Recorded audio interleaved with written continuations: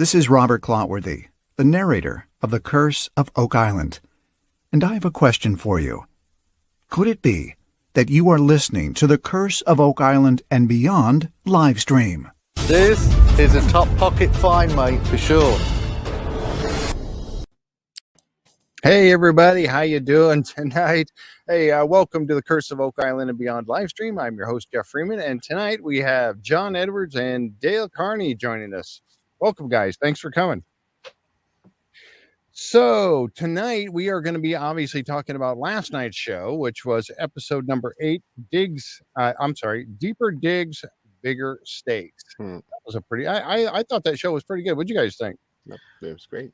I liked it. Yeah, I did too. I'm going to turn you guys up just a smidge. All right. So who do we got showing up here? Anne Marie is with us. Hi, Anne Marie. And Karen. Jeff's in the house. All right. And of course we have Jan and Linda, and Tom Burns is actually in the chat tonight. He's not on screen with us. He had some things going on, but he'll be back. Don't worry. We'll have Tom back in here now that he's got his feet wet, and we're looking for, maybe getting a few other folks in here at some point. We're going to kind of move it around a little bit, but it's really nice because I love having the multiple co-hosts up here because we get perspective from everybody, insights from everybody, and including our local up there by Oak Island insight from Dale tonight. So we appreciate that very, very much. Hey, so we got Christmas coming up in just a couple of days. Are you guys ready? Guys? No? Well, you already got your Christmas present, right? Yeah. I haven't decorated though. I was going to decorate the room here with that now. Yeah. John, you ready to go? You got it ready? No, absolutely not. That's all right. It'll come together. All right, well, somehow. we won't go there. We'll leave that alone. I'm right. just trying to finish my teaching Court's schedule. in the court. Oh, it says Hey, Court lurking here as well. Hey, Court lurking is here. Okay. Paula Mason. Hey, Paula, how you doing? Dean Barker, robots here. Let's see. Indy's Antics. Let's see. Who else we got? Man, a lot of chat. A lot of people from the a lot of people. Wow. MJM. Oh, okay. MJM was asking. Oh, this was before we got going. Right. Well, it was at 7:30. It says, I don't understand the time zones. How many minutes until the podcast kicks off? It's at 7:30. I try to get it right on 7:30. I do my best. Sometimes I miss it by a minute, but anyway. Seth Bound is here. Hey, Seth Bound, how you doing? The Jersey Lady. Hi, Jersey Lady. So hey, you know what? We've got something special. I tell you what, I got to talk about this real quick before we get started. Merry Christmas, Elizabeth. Thank you very much. And that's just what I was going to say. Merry Christmas to everyone out there that happens to be watching tonight. And I tell you what, I have been so blessed by this year and this show and all of you. And I tell you, it's just been wonderful. And the things that I've been able to, I'm going to show a few of these things. This was the crocheted ornament from Jan Posada. If you guys can see that was from it's got some treasure chests on it and some Mari Vineyards wine bottle right there and some stars. So that was really cool. And Jan sent that. I like that. Yeah, I love this thing. So this is really cool. So it's I had to put it on my tree. All right, there. Okay, so it's on my tree. And then, of course, the Rock Equipment Company hat signed by nice Vanessa Lucido. Isn't that awesome? That is so awesome. The picture, of course, from Carmen Legge, signed by Carmen. He sent a few of these out to different people, and that was awesome in itself. Cool. That was awesome. And the Curse of Oak Island coffee mug. Curse of Oak Island and Beyond live stream coffee mug. Yeah, I had to qualify that. Yeah. I got some stickers from Rock. I got another hat from Rock. Oh, this one came in from Linda. Linda sent this one, and I was like, I got it. I don't know if I showed that. It's a Dr. Pepper, an empty one. It's a classic from 1965 Dr. Wow. Pepper. Yeah. Isn't that cool? I wouldn't drink it, and I'm glad it's empty because I wouldn't drink it because I don't like Dr. Pepper, but I guess Rick does, so that's what. Mandy, I'm sorry, Mandy is here. Michael Rise, Jack Lepper. Wow, we got some new names showing up in here tonight. Awesome. Diane, Jeff, I'm going to Holtman send is you here. Jeff, I'm going to send you a boat for your tree there. A boat. That would be awesome. I would love it. Oh, that's awesome. Oh, look at that. Oh, thing. that pretty? is so cool. That is Yeah, awesome. cool. Or you can have a lighthouse. A lighthouse Wow, would be good. My that's sister would cool. love the lighthouse, actually. She collects Or lighthouses. Nova Scotia. It's even got Oak Island on here somewhere. Yeah, Mahone Oh, Bay wow, right that's- there. that's yeah. cool. Yeah. Neat. That'd be Those cool. are awesome. Impressive. I'll have to send something. So, and I got to tell you too, folks, tonight, here's another little thing that I got. And this showed up today, as a matter of fact. I pulled in and opened up my mailbox, and this was in there. And so I have to show this. This is really cool. It's another ornament, and I got something a little special to say about this ornament. Okay, so that's the ornament. You guys have seen these probably on our Facebook page. They've been linked up there. These were made by David Snediger. And I tell you, this right here, right there, you see those little brown things right there? If it focuses. Yeah. They almost look like flecks of wood. They are. Flecks Oh, really? of wood. Yes. They are flecks of wood. Nah. These were from Dave. David had purchased the one of the samples. Remember these samples that they were giving away? They were auctioning off. That was like 2 years ago, Jeff. A couple of years ago. Yes. Yeah, Thank 2 you. or 3 years ago. Yeah. And he bought one, and it had some bits of dirt in it. Well, lots of dirt, but it had some bits of wood. And they are from borehole H9 at 70 to 75 feet. Nice. The ornament includes actual wood fragments from H9. Wow. I have my own little piece of Oak Island right here. The first thing that I have that actually has something from Oak Island on it. So that was from David. Thank you, David, very much. That was so cool. And it comes with the ornament. It comes with the certificate of authenticity signed by him. Wow. Okay. And it also comes with a little map. And you see that yellow one right there? That is H9. So it also has the actual map showing you where it came from. Is that awesome or what? That's cool. Here's the cool thing about this. Besides the fact that I got this ornament, the cool thing is we're going to give one away tonight. What? Yeah. You're giving one away? You're going to give one away? Seriously? Yeah. Wow. That's awesome. And the letter of authenticity with some wood fragments in it will be given away tonight. Well, Jeff, how does one I've only been given a little bit of information. Okay. What's the deal? All I can tell you is that chat participation is necessary. That's I wasn't given. Chat participation is the key. Necessary. It's the key to this. Yes. Okay. That's all I can say. Wow. Okay. And this is something that Linda and Tom Burns and Jan came up with. And so, yeah. Somebody posted. Oh, that was Linda posted her picture. So just know that chat participation is the key. Is key. Is key. And they didn't tell me, so I wouldn't blow it. So I don't know exactly. Okay, that's the only thing they've said, and that's all we know. Yeah, chat participation is the key. Yeah, and that's going to be given away tonight. Yes. Okay. Yes. Wow. All right. That's quite a gift. That's awesome. That's impressive. David Snediger and I guess Linda's going to put up if she hasn't already. Oh, she did. She already blinked it. Thank you. You can't win, John. Yeah, you can't win, John. That's too bad. Oh man. Yeah, so that's good home. All right. So they're going to be watching the chat. So all right. So we got a few. April. Wow. April's here. Hi, April. Paula Mason again. Janet. Janet's here with us. Hi, Janet. Barbara Duncan. Wow. Oh man. A lot of people. Who did I miss over on this side? Pat Elliott's here. Wow. Hey, Pat. Patrice is here. Patrice. We got a great crowd tonight. See Fulton's here. I see that. Oh man, I missed Southbound is here. Linda Padgett. Hello from Florida, she says. Hey. Nice. Yeah, she's not cold down there tonight, is she? Warm Florida. Linda Simmons. Let's see. Oh my goodness. Let's see. Yeah, Dean Barker. Wade Buckle is with us tonight. Hi, Wade. Okay. Man, I'm still scrolling. I'm still getting new people over here.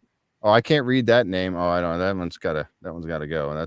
That's a bad one there. All right, and the Jersey lady I said already. Wait, let's see. Man, Darlene Barkhouse Dougie's here. C. Fulton is here. Yep. Oh my gosh, I'm still scrolling over here. A lot of chat. Jim Barlow. Wow. Man, all right. So No. anyway, I just wanted to say Merry Christmas to everybody. And awesome. Like I said, it has been a fantastic year for me with the show and everything. And really been really blessed by all of this and all of you coming to by and joining us. Eric Spencer is all right. Oh, here. Oh, St. Louis. All right. Cool. So with all that said, let's get started. What do you say? Yeah. Fine. Fantastic. All right. Let me get my all right. We got a lot to talk about tonight. Over the show last night was pretty interesting. And I thought the show was great last night. There's just I so thought it much. was. There's I really so did. much there. Yeah, there was a lot to cover. Yeah, lot to cover. And of course, we start off, and I love this. This was kind of a new picture they showed, or had shown right at the beginning of the show, looking at the money pit back over here, and parts of Isaac's Point way over there, and you can actually see all the way through over to looks like Smith's Cove on the other side there, and in the swamp to your left, right? Oh, Jack Campbell's here. Hey, Jack. Hey, Jack. Gotta love drones. Yeah, I know. I love those drone shots. So we start off in the money pit. I'm sorry, what's that? I said drones make so much of a difference now. Oh, I know. And they're so awesome because of the quality of the cameras. Oh, yeah. And the stability of the shots are just wonderful. Jer Henderson had some really good stuff, and he still shows some, but he's not a lot. I don't know if he's kind of held out of showing them for Oak Island anymore. Working there last season.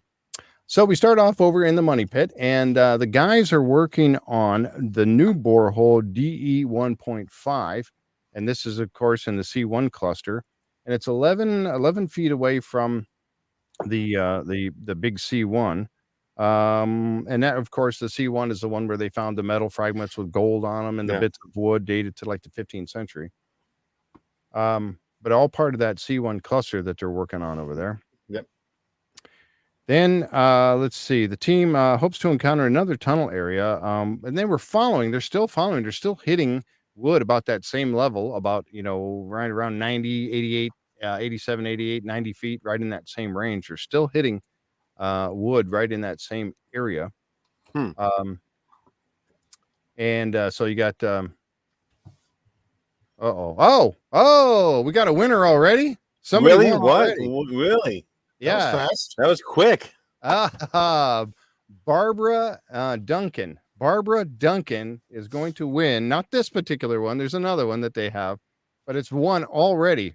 Barbara Duncan won it by saying gold in the chat. Wow. So that was the key word, I guess. Wow. That was quick. That was real quick. Wow. Right. I'm trying to look back and see where Barbara said that, but apparently Congrats, it's Barbara. already won. Jeez, that didn't last long. Yeah. Gold was the key. Oh, here she said, happy holidays. May your Bobby Dazzlers and your drill cores have gold flakes. Bam. She nailed it right there. Bam.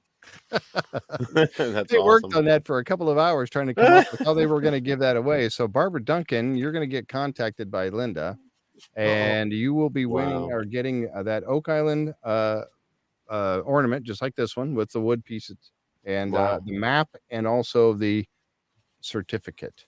Wow. Yes. So David Snediger is the one who made those, and he's the one. He actually sent that to us, and I guess he sent it for a giveaway. So wow, that's awesome. Yeah, it really is. That's awesome. So there you go. So Barbara's getting it. All right. All right. So we got Terry and Charles in there, of course, doing the work at the money pit, as they always are. 2 hours and 20 seconds, it said, for them to figure out what to do, how to give that away. What they're planning on doing over here in the money pit, you see there's C1, and that's that one small casing right here is C1. And then these other ones are like just drill holes that they've been doing. And then, of course, this one here is going to be the 10-footer they're going to put in to try and really get a good look at what's down there. So all of this that they were doing over all the drilling in the C1 cluster they were doing was to nail down exactly where they wanted to put the 10-footer, one of the 10-footers. And of course they planned on doing several 10-footers. Well, we don't know just how many they ever got in this year, but we'll find out. And I'm excited to see what that's going to be coming here pretty quick.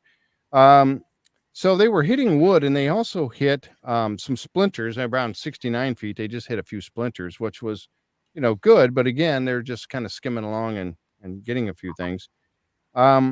Then they, when Rick arrives at a later point here, they're looking at, there's the splinters that they found. Then Rick shows up, and they decide that, and he shows up, and they show where they're actually clipping like a tunnel on the way down. And buckled beams, what they were talking about, clipping the side of a tunnel or shaft with buckled beams. So they were hitting it, ever so often as they were going down. Rick came out and he started talking to him about changing up the plan a little bit. He wanted to actually get the plan figured out. So he said, okay, so let's exploration. I think he said time to end the exploration and move to confirmation. And they want to find out exactly, now it's time to say, okay, this is where we're going to sink the 10-footer. They go over to the research center because Rick wanted to come up and let them all know about the new plan. So they go over to the research center, and Steve Guptill gets up on the board here, and he's showing the drill program up there, of course, with the large circle of the Dunfield dig, and then all the wells that they popped in around the area. And what they wanted to do was see if they can actually nail down exactly where shaft 6 is. And so he has a plan. They're going to now shoot for this area. The first one they're going to shoot for is G2. And something that came to mind for me, this is where they were thinking that shaft 6 is.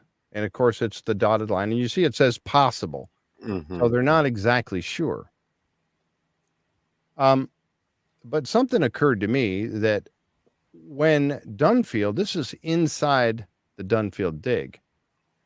And I don't know, do you guys recall them ever saying anything about, when they talk about Dunfield and the big dig that he did, about hitting parts of the Dunfield or shaft 6 as he was doing that? No. I don't either. No. Because he would have had to, wouldn't he?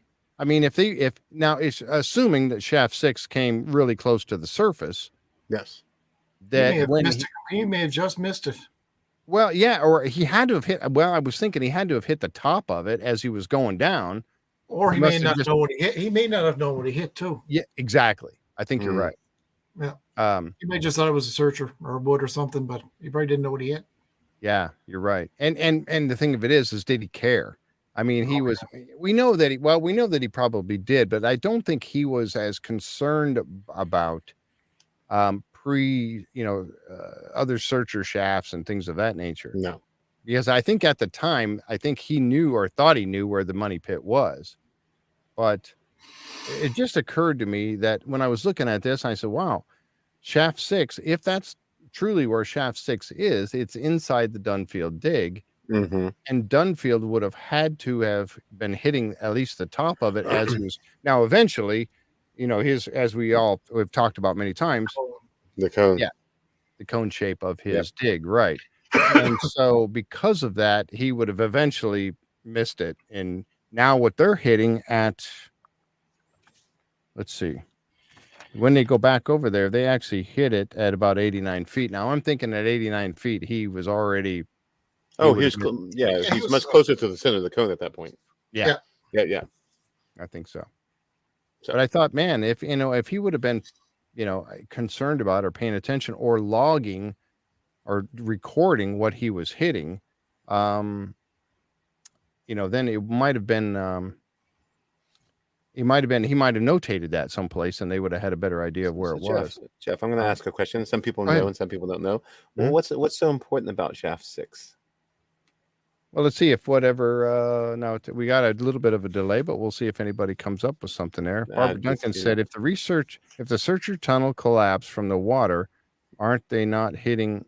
They're not hitting water though. Let's see. Rick is putting the crunch onto the boy. Yeah. Darlene said that Rick is putting the crunch onto the boys to triangulate a more precise location for the big can. Yep. That's right. Mm-hmm. And we know the magic footage was 18 feet from the money pit.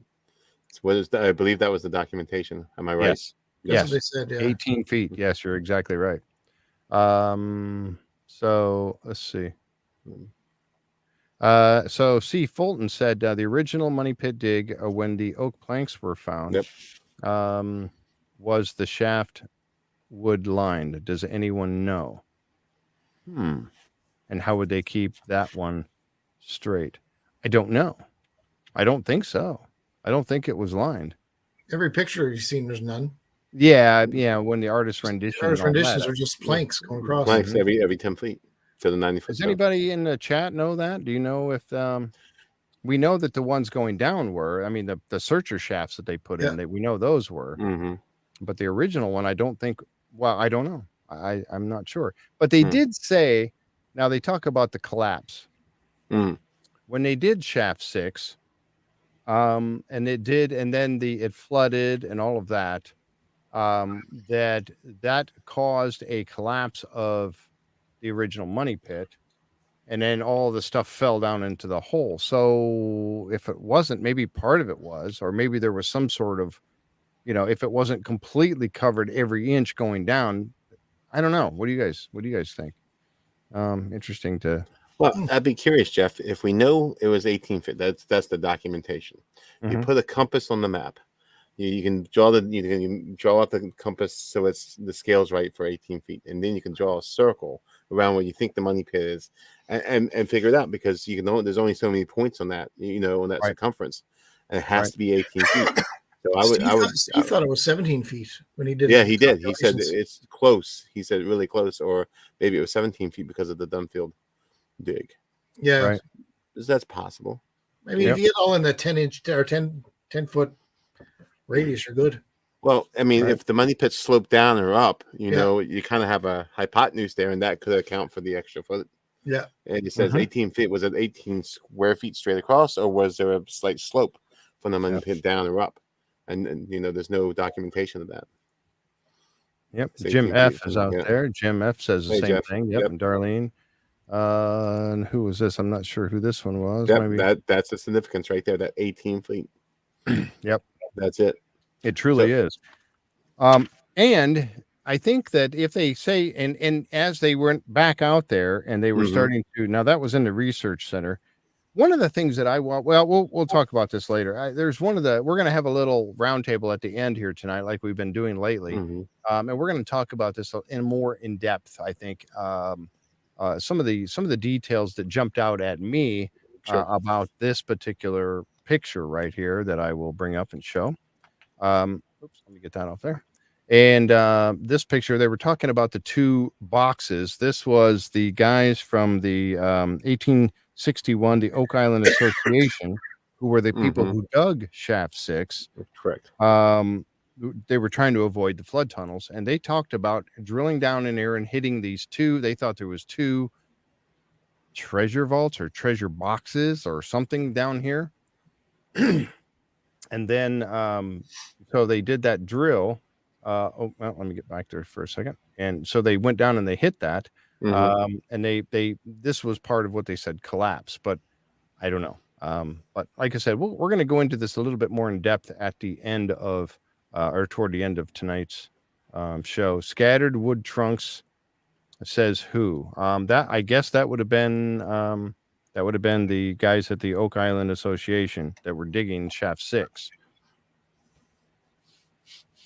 Had said that there was a collapse because they heard. Rick said it many times too. Yeah, they actually heard it. They recorded hearing all this, all the booms, the bangs and the booms. It was coming up through there was water down there, obviously, but they felt it and they heard it happen. And they said, and there was a collapse of what they think was the original money pit. They actually did a recreation on one of the shows about it. Yes. I can't remember what season it was, but they showed it. They showed a recreation of it. Yeah, I actually, and I got a picture of that too. I grabbed a picture of that. So this shows you where G2 is in relation, and so that's where that is. And then let's go back here, right? G. Well, this is a little bit different, but G2 is right here. So if that is the fact, the edge of the shaft 6, which I think it might be, that's a good thing. Yep. Let's see. If it resulted in the collapse of the money pit, located in shaft 6, it's a tunnel. Yeah. So interesting. I thought that Dunfield, he must have actually hit it. The top of it. The top of it. Yeah. Anyway, as it was going down. Yeah, here's that picture of the collapse. Here's their shaft that they put in 18 feet away. Mm-hmm. And here's all the collapse showing everything falling down in here in the bottom. And like I said, we're gonna talk about this a little bit more toward the end. But the interesting thing about when they go back to the money pit, I'm gonna pull this out for a second because I want to jump past a couple pictures that I'm gonna save. Here we go. Now, when they go back to the money pit and they continue on this G2, they started hitting wood pretty quickly. It says Terry and Charles are waiting for to examine the first sample from G2. The sample from 75 feet is brought over, and Terry notes that there is blue-gray till and contains stacked wood.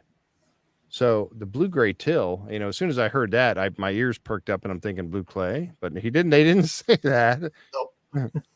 But he said blue-gray till. Let's see.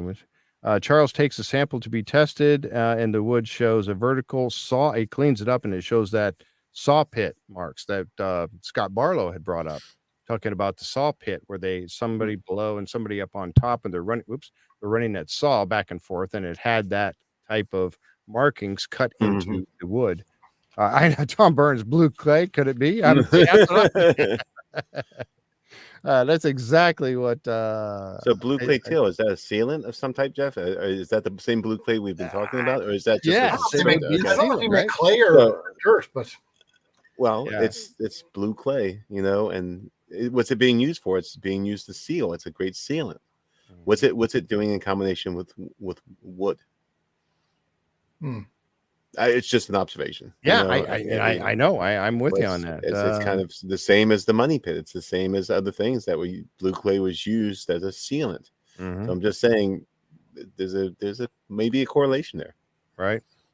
I like to hear what April said. April said, "Do you think they will put a larger can over C1?" I don't know that they'll go over C1, but they might go right next to it. Yeah. Like that picture I showed there just a moment ago of the C1 can down there, and then the big 10-footer right next to it. I think they might do that. I think they're going to go right over it and pull the old cans out. It wouldn't be hurt, would it? No. I mean, I think they're starting to understand or believe that C1 is the money pit. There where the money pit is. Well, Steve said last night, he said, if this lines up, he said C1's the money pit. Yeah, exactly. He said that. Yeah. So, I mean, I can see them putting a can right over the top of it, pulling the old cans out, and then just going right to town digging. Yep. Yep. That's just my theory, but yeah. Well, and you might be correct. Yeah. It would make sense. I mean, they were pulling a lot of stuff out of that little can. It's interesting. I was just reading what Dean Barker said here. You know what? I think when it's an important treasure, all these collapses are just a product of nature. Of course, Shakespeare Templars secured the treasure in a cave in bedrock. You would think they would, yeah. They are not going to. And again, we talked about the fact that going down that deep would have been the product of something very, very important, rather than just a pirate treasure or something. Why would you bother doing all this work so deep to get that done? Dave Petrello says C1 can also be a side chamber off of the money pit. Yep, off of the money pit.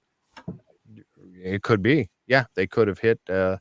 And again, if you remember, when they put the camera down in C1, they did find a void. There's a void down there. There's a large area down there. That was found on the camera. And because if you remember, when the guy dove at the beginning of season was it when he Last dropped year. it? It was The last diver year. went down there and It was last year.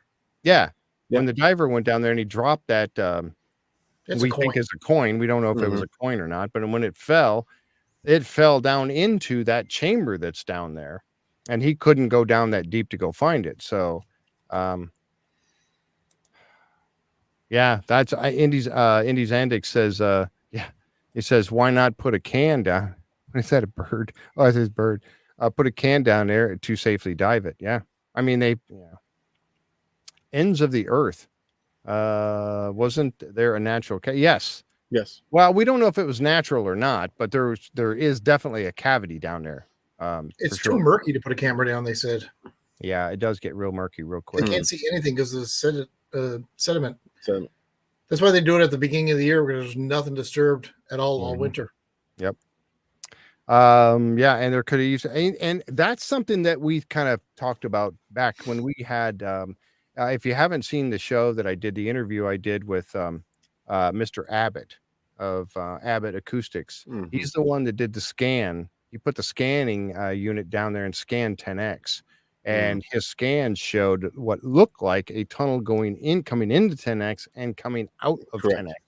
And we were speculating, John Edwards and I here, we were talking about that on a IDK show. Yeah. Mm-hmm. And the possible support beam sitting there, which yes came up on scans, and then when they went to look for it, they couldn't find it.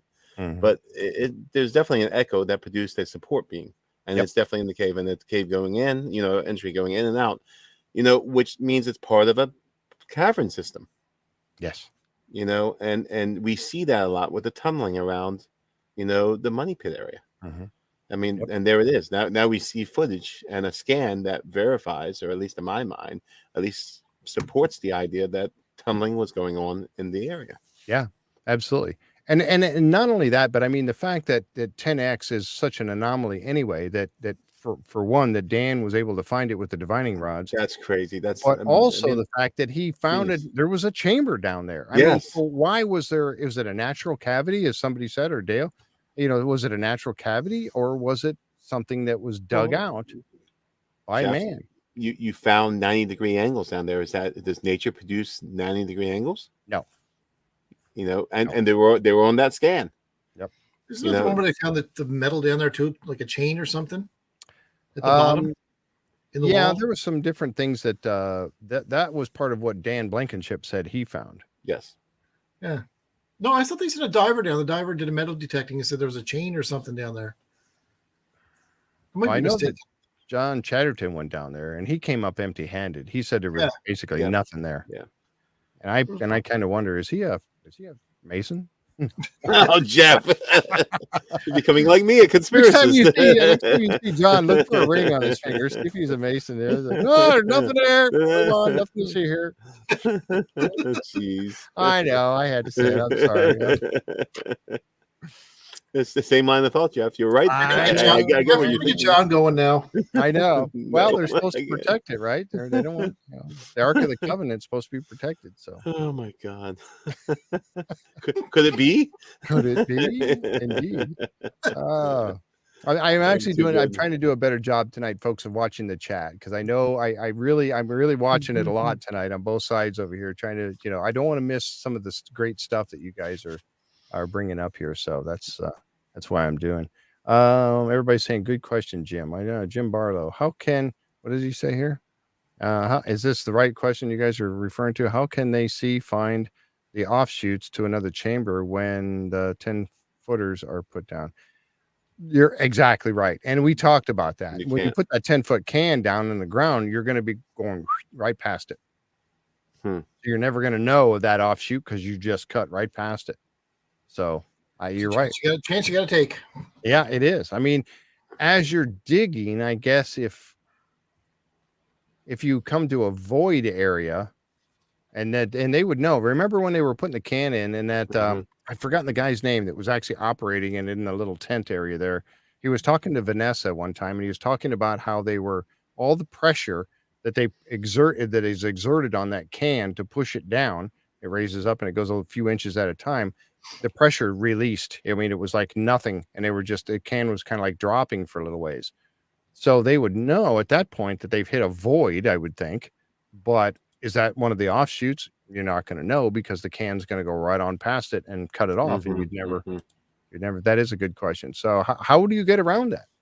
How do you, if there's an offshoot, how do you? I think that's what they're doing all the test holes for. It could possibly be. Yep. If you can keep hitting, yeah, they know where to put this can exactly once they put it in. Yeah, with all these holes that got dug, they know exactly where it should go, so they don't miss anything. Yeah. That's Wade. Wade said that visibility was like 0 when John went down in 10X. You're right. It was. Yep. Oh, Danny. Thank you, Deidre. Remember Danny's? Yeah, he was the guy that always did that. He had what he would do is yelling out what he would do. I forget. Deidre was talking about it too on their show. Yeah, Danny from Rock. Yeah, that's who it was. Thank you. Yeah, he was the one that was talking about that, how the pressure had just gone away from the can there for a little while, and so they figured they hit some sort of a void. I don't remember what can that was. Maybe it was C1.Maybe that was the one. Let's see. Anyone know how they test for how much the drill core drifting? Yes, they put a GPS or a gyro of some sort on it. Steve Guptill was talking about that. Yeah, the pirate. That's why you call him Danny the Pirate. Yeah, because of the way he hoots her.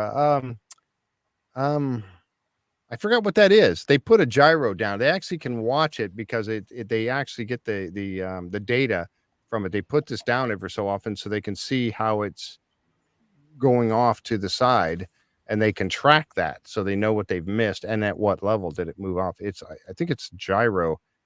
Has something to do with a gyroscope or something they put down. They did a show once where they showed the small boreholes just to see how far it drifted, and they were going out to the side, some of them, and stuff like that. Yep.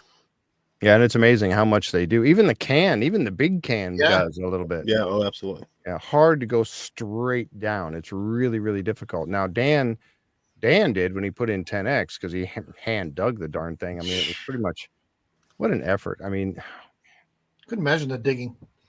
Man, and then sinking the railroad cars down into the ground like that without turn. I mean, he's doing all this by himself with a small team. It's just amazing what he did. Yeah. Yeah. So, Tom, Jack said it. Vanessa said hers wouldn't walk. I thought it did a little, but you might be right. Anyway, let's see. Okay. Sorry. Gyroscope. Thank you. Yes. Okay. That's where you get it. So the squigglies on his map. All right. Thank you, Linda. Yes, I am paying attention. Anyway, okay. So they found the splintered wood and they knew that they were going down. And that's what this picture here is. That they found just a few splinters, but then you can see when they actually look in there that they actually hit several feet of wood, which means at that point that they have hit a wall or they're following a tunnel wall down as they go down. That's what's important about finding the shaft 6 and where they're at in G2 and running that down there. Because if you're hitting this as you keep going down, then you're following a shaft wall. Yes. And they hit over 10 feet as they keep going. They had over 10 feet. I think it was let's see. And Jeff, while you're looking that up, that's commiserative of how they did mining 400, 500, 600 years ago in the age of excavation. You would actually build out shaft walls. Yep. Just like they're showing. So, it correlates. Yep. A sample from 89 feet is brought over to reveal 5 feet of stacked timbers. Let's see, when Rick comes over, Rick shows up and they're looking at it. And that's when they ran the little pinpoint metal detector over it and they found they got a hit. And so they started digging on it. Yeah, I think so. They started digging on it. And they found a piece of square nail. There's a picture of it right there. It was a square nail that was bent. Now they were talking about the fact of whether or not it was stuck on a piece of wood or if it was truly nailed into something, and they didn't really say. They thought it just happened to be there. But the thing about, and again, how many times have they pulled up spikes? How many times have they found actual nails and things like that? Gets kind of like ho hum, right? But in this particular case, as with many cases, it does tell a story, because Rick got a hold of this and he says, I'm going over to get this thing checked on the XRF right away. And that's where he's at here in this picture. And they got it checked right away, and they put it in on the scanner, and they were looking to find out, did it have manganese in it, because that would help them get an idea of when it was forged and how. And so they checked it, and sure enough, it did have manganese in it, 3.36%. The analysis shows that the nail is 96.6% iron and 3.36 manganese, and puts the nail in a post 1840s time frame, which is what they wanted, because that means that it is a searcher shaft, which is what they wanted to find. They wanted to know if this was shaft 6, and having that nail come out of that piece of wood and be in that time frame, then they know that this is definitely searcher and very likely shaft 6. And you're saying the 1860s, is that correct? 1840 time frame. That Okay. let's see what it says here. It says if there was any manganese in the nail, as that would help them date the nail to pre 1840 or post 1840. That's when they started to use manganese in the steel. Okay. If it dates pre, then it would not fit the timeline for shaft 6, but it does have it in there, so it dates after 1840, which was mean that, yes, it does date good for it being shaft 6. So that's why it's important. Yeah, 1861 to 1866, I believe, was the Oak Island Association, so it fits perfectly in the time frame. Exactly. Perfect. And that's what you wanted. That's what you wanted. And then so shaft 6, that and again, as we said earlier, shaft 6 being 18 feet away from the money pit, because they wanted to go down there and make their way over. So that would, now you have to figure out the orientation. Now, how they're going to figure all that out, I mean, it blows my mind, because the orientation of shaft 6, and you have to figure out, now, where is the money pit away from there? So you could, if you know where shaft 6 is, now you go 18 feet in a circle around it. It's got to be within there, right? Someplace. Well, it would have to be on the circumference, Jeff. So you literally take a compass and make the shaft 6 your point of origin, and literally draw 18 foot around, and then look at the existing data you have where you've had hot spots, and you can basically narrow it down to a wedge, probably within the Dunfield spoil somewhere, or the Dunfield dig somewhere. And you now have a wedge that you have to, and it's anywhere in that circumference on that wedge. So it wouldn't be that hard to do with a little math to actually come up with possible areas to dig for the original money pit. Yep. I think so. Ends of the Earth made a comment about, I hope they find it soon. They're going to find it soon, I bet. And I absolutely, hope, yeah, the curse isn't true. I'm not one that buys into the whole curse thing. I just don't. Not that I don't like paranormal stuff and things like that. And, UFOs and UAPs, right? Beyond our world. Yep. But I'm not a big believer in this whole, Steve will do the math. I'm not a big believer in the whole curse thing. I think that was taken from some fisherman tales. And again, John and I did a Beyond Our World. Was it a Beyond Our World, or was it an IDK? It was an IDK where we looked at the historical accounts of the actual curse, and I think it was a devil dog. Jeff, was that right? Yeah. Yep. With the glowing red eyes. Yeah, devil dog protects the islands. Yes, and supposedly has been seen down there in multiple places.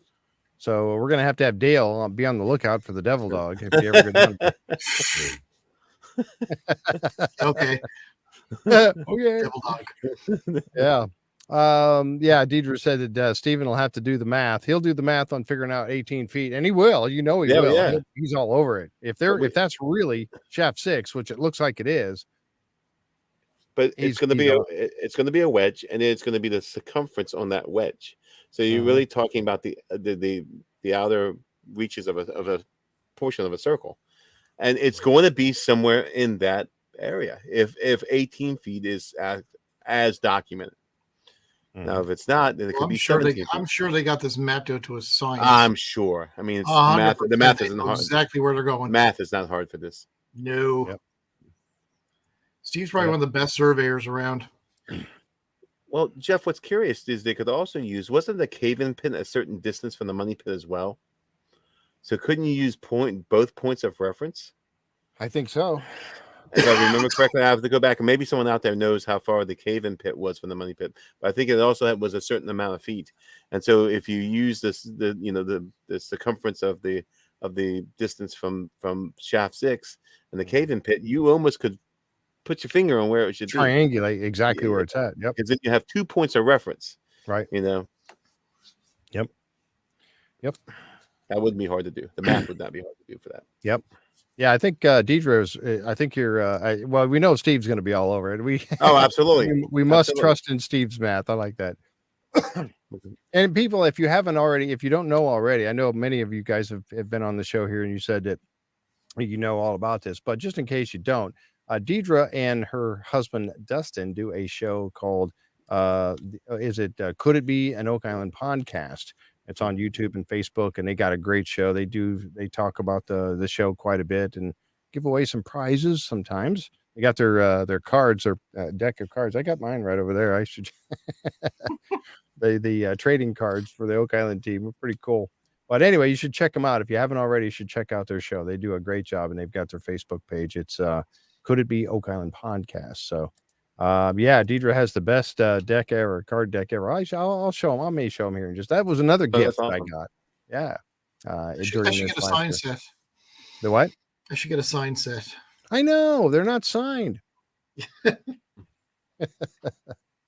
All right, so that was the significance of the nail found in there. So it helps them to identify that they are indeed hitting shaft 6. So now they just have to make sure that they're hitting all the walls of shaft 6, and then they can figure out exactly where it is, or which the angle of it, how it sits. And we're going to talk about that a little bit more here at the end. I'll try to get to that. So then we jump over to the swamp. Now, here we are with Jack Campbell and I are very excited about them hitting this, getting over here and digging in the swamp, because the ship shape anomaly that they found some timbers. Well, I don't know if they found them of the ship shape anomaly, but they certainly found some timbers last year. And that's what they're working on this year. They got this long reach excavator, 80-foot reach on this thing. And so they're working off the shore, or the road here, just by the edge of the road, and they're reaching out, obviously doing some digging around there. They're not going real deep as far as I could tell. But man, what a mess. I mean, you saw that when that excavator bucket's pulling up, it's just like muck. Soup. I mean, it's just sloppy yuck that they're pulling up out of there. Really some nasty stuff, and it must smell. It's just so wonderful. But they got working at it, and you can see exactly where they are from this picture. Here's Nolan's Peninsula right back over here, and the eye up here, as you can see. And there's that muck. I mean, just awful stuff. But again, they're working that whole area, looking for more evidence of a ship, as best they can. They did find this piece of wood here. I think let's see, do I get another? Yeah, there's another picture of it there. Obviously, not just a piece of random wood off of a tree. It's definitely been worked by man, rounded edges and everything else, and nice and flat on top and bottom. Again, but we know, again, when you get to wood like this, where did it come from? We don't know for sure. Could be driftwood. Yeah, it could have been driftwood, exactly. That came in from shipwrecks. And we've said this before. Blown in from a storm. And you guys get some nasty ones up there. But they did find this piece of wood, which was cool. It'd still be good to get it dated and all that, which I'm sure they're going to do. But they also came across, and it was neat. There's Jack in there again doing his metal detecting. So either they went out and they got another metal detector, they bought one, or Gary actually let them use it. So that'd be interesting if Gary gave up with the metal detector. But he's over there working, and you got to go through these spoils. You have to go through every inch of that stuff. You don't want to leave any stone unturned when it comes to this, search here, because you just don't know what you're going to find in all that muck that they're pulling up out of there, right? Barbara said, yeah, but I was talking about the tree trunk. Must have been a narrow channel. Yeah, they did find that big tree portion of a tree trunk last week that they pulled up out of there. But I think they're not reaching over far enough. I don't know if they're going to be able to reach out far enough. I'm going to go back to this picture here. The ship shape anomaly, I think the back of it, the stern of it was going to show up right about where they're at the end of their reach. It's much further out. So much further into the swamp. It's like starts here and goes and then goes up, or even maybe a little further into the swamp. Yep. They may be moving it further. We don't know. Yeah, and I mean they got an 80-foot reach on this thing, but I think they're going to have to get the other excavator out and really get working way over here if they're really going to find out what's there. Tom says it's a barge. That's his running theory. Mm-hmm. It might be. You might be right. Yep. Let's see. But I was hoping they'd put that cofferdam in. I think if they do, well, they have to get the permit and everything else. They only have, and that might be part of the reason why they're not going out so far just yet. I think it was said that they were permitted to work along the road, just along the edge. So maybe that's why they're not going that far in just yet, because they have to get this. They have to get it. So at this point, is the swamp semi-drained? Is it drained at all? What's the condition of the swamp at this point, Jeff? Looks semi-drained.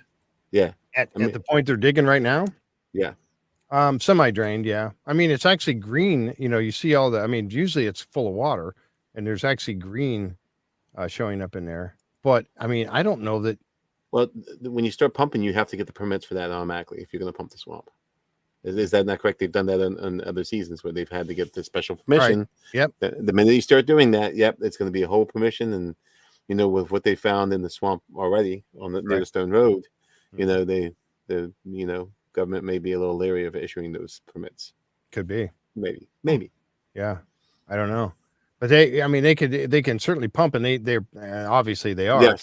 That's what Rick or Marty was doing in the other excavator last week, is he was working his way along the road and clearing a way for a trench for the water to drain away from this area and then be pumped out somewhere else from there. So I'm reading some of the chat here. That's interesting. Kat brought up a good point here. He said about Samuel Ball. He's talking about Samuel Ball. He's been thinking about Samuel Ball and the other lots he owned.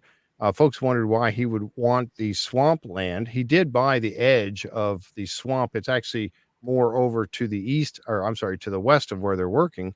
But he did own that piece there, lot 36, I think it was. I think it's 36. He did have that. And so maybe used for grazing lands. Well, you would have to have an irrigation system for the cabbages, right? He had to have a water source, so why not freshwater source? Yeah, a freshwater source. And is that not what's bubbling up in the swamp? Is a brackish freshwater source? So, I know the above the eye of the swamp with the little tadpole-looking places is a freshwater water source. Yeah, that's a freshwater stream. Yep. And so, yes, you would want access to fresh water because you would use it for irrigation. That makes sense. Pragmatically, that makes really good sense, actually. I thought the same thing last week too. I thought fence posts for some reason. Well, and so that's what we're going to get to here in just a second. Samuel Ball had a well. Yes, he did. Linda, but would that well be enough to support like acres and acres and acres of cabbages? In my mind, it wouldn't. No. Yes, he had a well. It was a drinking well, but I'm thinking he needed a bigger water source. Yeah, that's what I'm thinking. And so you would want to own a land right next to a swamp, which it might not have been a swamp back then. It might have been. It's almost impossible for me to imagine it never being a swamp or not being a swamp at some point when you see this water in it right now, the way it's and what I mean by that is the muck.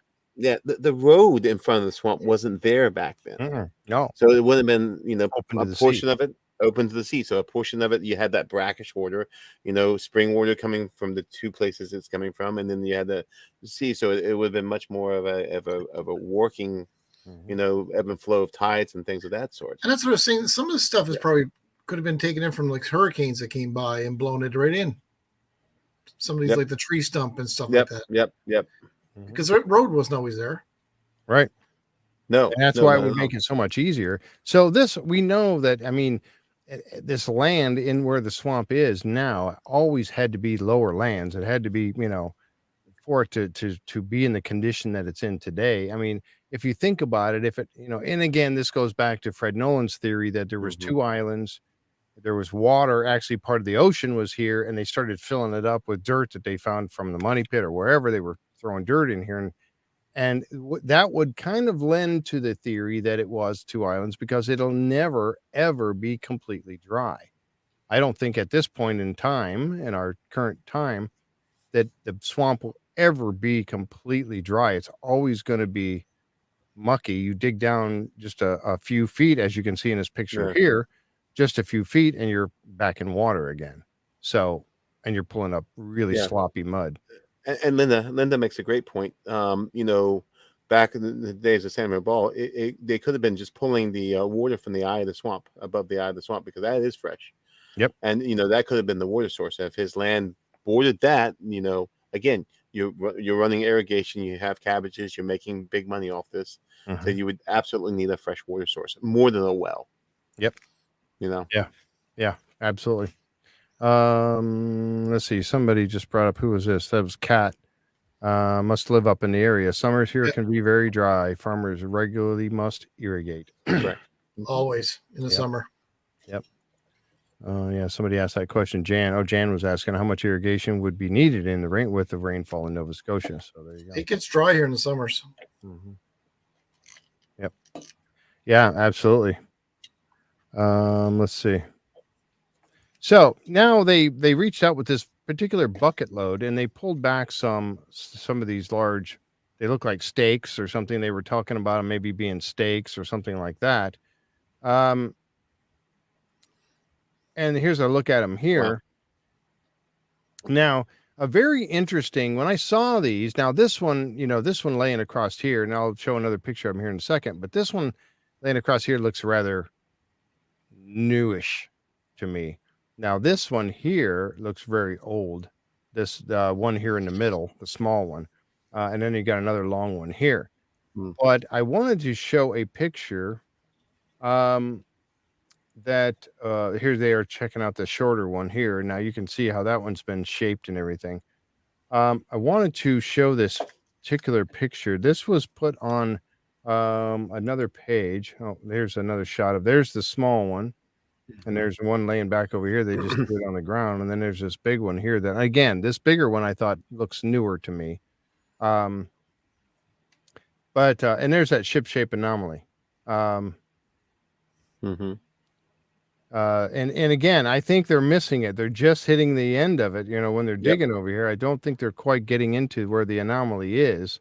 But again, maybe they need more permitting or something to get there. And if they took it over to the archaeology trailer, they brought the stakes over there to show them to everybody inside. And Rick notes that the shorter one looks more like a survey stakes that Fred Nolan found years ago in the swamp. Marty notices that the plank is similar to the pieces of keg that were found previously in the swamp. And they all agree that they need to get the samples dated.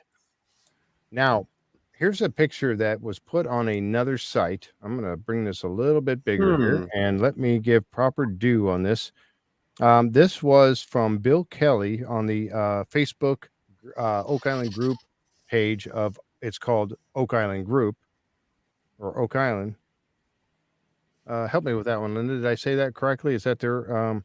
but Bill Kelly had brought this up, and I think Bonnie had shown this picture too. Now, this was... a structure that was built during, I think, Fred Nolan's time. Was it Fred Nolan's time? I think it was built in the swamp, right in the area where they are digging and finding these pieces of wood. And so, I mean, Fred Nolan, thank you, Tom. So Fred Nolan built this. Is one of these the stakes that they found? Flip back and forth, Jeff. Can we flip back and forth? Okay. Yep. These look like 2x4s. You can easily ask his son. Yeah. He may know. Let's see. Let me jump back over. Yes. If we looked at the stake, that yes. Now this one, I'm thinking is old. It's my opinion, and again, I'm not. This one I would say is probably one of those stakes from that. Yes, if you go back to the picture, it looks circumference is right. You know, and the it looks size right. and everything is right. Yeah, it's yeah. It looks like they should be there. Yes, like maybe this one here or something. And that's how you would pin them into the swamp. You would literally have the spike and you hammer them down. Right. Drive them down. Yep. And whoever made this, whoever made these, this one they didn't do a whole lot of time. This is what I would do when I'm going to point, put a point on the end of a post. I'm going to chop it like this. It's going to be, kind of this one. Somebody spent a lot of time making it really nice. I mean, it's a long slope on this one here. I think this one's old. And again, this is just my opinion, but I think this one is old. Could be from we don't know what, but I think this one is from Fred Nolan. That's absolutely, in my opinion, Fred's handiwork. Yeah. Now go back in here. Here's this one here. I think this one is from Fred Nolan. Yep. This one's from Fred Nolan. Fred Nolan. This one is old. I don't know, but that's just my opinion. I could be completely wrong. Age difference. I'm just trying to read. So what you're suggesting is Fred build over top of an existing structure, or it would have to, whether it was buried, whether the structure was there, that we don't know. But I mean, they're coming out of the same location. Yeah. So means that he built over something that was already there. Mm-hmm. Yeah, I think so. Had to have. Yeah, a lot of people are jumping into Kate, and a lot of people are agreeing with me on that. Yeah, it's definitely older. This one looks old, but these other two are definitely not. I think these are definitely from that structure. So that was courtesy, like I said, that was courtesy of Bill Kelly, and thank you, Bill, for that. And that's what's so cool about everybody that is on these groups, and we so many awesome, people doing some very good observations, because we wouldn't have caught that otherwise, and this is also in the, I think it's on the Oak Island. Right. Oh, Jan just pointed out too, that there was also the structure that the Restalls had made over by the southeast corner. They had made a platform that he was out there poking around with, he was standing out on a platform. How close would the Nolan platform and the Restall platform be to each other, or were they all on top of each other? I don't think they were that close. I think one was clear over in the southeast corner. Now they're over in the middle. And then So I'm trying to explain what the smaller piece is in relation to the other pieces that Fred would have used for that structure right there. Yeah. So this one I think is more toward the middle where they're digging now. Correct. At this portion in the show, and the other one was way over to the east in the southeast corner. So, yes, but very good catch. And this is actually up in what Linda, if you don't mind reminding me, what was the name of that? It's on the Oak Island, one of the Oak Island sites themselves, one of the official sites. They had up this picture also, but anyway, Bill Kelly put that up there, and Bonnie Goodine has also involved in that. So thank you guys for that and letting us share this on the show tonight. Appreciate that very much. A very good observation, and that's why it's so cool to have this information. Oh, here it is here. Courtesy of History Channel website had it originally. Thank you. Okay. Yep. Cool. And not so close. The Restall structure was quite a bit further away. Okay, so probably not from the Restall site would be my opinion. I mean, could be, but probably not. Yeah. Kate said, wasn't Restall near where they aren't allowed to dig? Yes. I think it is within that circle, Kate, where they're not allowed to dig, right? Oh, Marilyn's here. Hi, Marilyn. Hey, Yep, Marilyn. I see Marilyn Rathwell's with us. Thank you for coming by. Okay, so I think that was very good. I'm very glad that they found that, because it's what it means is that not everything that they find is all that old. Sometimes it's going to be from searchers, which Fred and Dan were definitely part of. What year was the photo of Bill Kelly's? I don't know what year it was, Marilyn. It would have been around the time of Fred Nolan, so that would have been what, in late 60s, early 70s. Isn't that when Fred and Dan were doing their thing? Right. Yeah. So yeah, they're going to get them dated. Thank you, Linda. They're going to get them dated, so they'll find out then just how old they are. And even at that newer one, I think that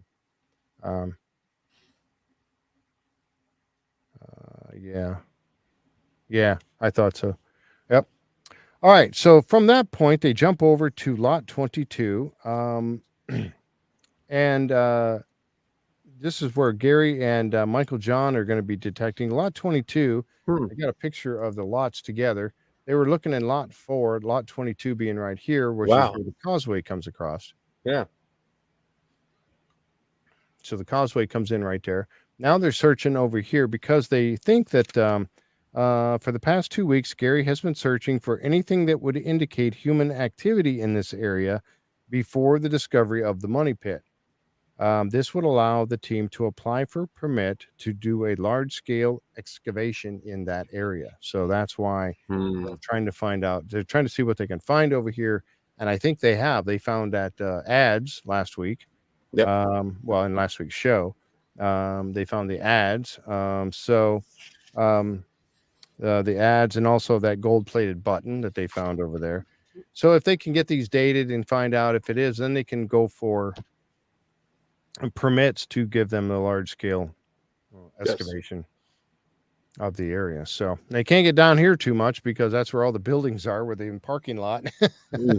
This whole area down here is parking lot, and some of in the archaeology trailer and all that stuff's over here. So they can't get over there too far. And they're gonna have to move all their equipment out of the way. Wouldn't that be something if they had to move all the trailers and buildings so they could dig? Sorry, the welcome center's got to go. We're gonna dig right underneath it. So yeah. That's where the money pit entrance to the money pit's underneath the hatch is. Yeah. Well, the interpretive center is right there, Jeff. Right in that area to the left there, but it's right in that kind of open area. Yeah. And of course, Dan's house is right there too. Yeah. So and the parking lot and the archaeology trailer, and and they moved the war room. Actually, they built one and moved it further in. Yeah. The original war room was right there. You could see it right when you drove up. So that's a pretty crowded area. I can't imagine. Yeah, exactly. It's very crowded. Yes. You might find a lot of pennies and quarters and nickels and dimes over there. People falling out of people's pockets. But we'll see. Yeah. Obviously, they're looking over here where it's more in the woods. But but good stuff that they're looking for. And that is where they find. And I grabbed this shot because you can see there's the back of some of the buildings right there. Yep. And the causeway is just right over here to the right hand side of the picture is the causeway coming across. So I like this picture. I thought that was kind of neat where it's looking right up there on the backside of the welcome center and all that stuff over here. Yeah. I grabbed that picture. I just love it. It's under the war room. Yeah, the treasure's under the war room.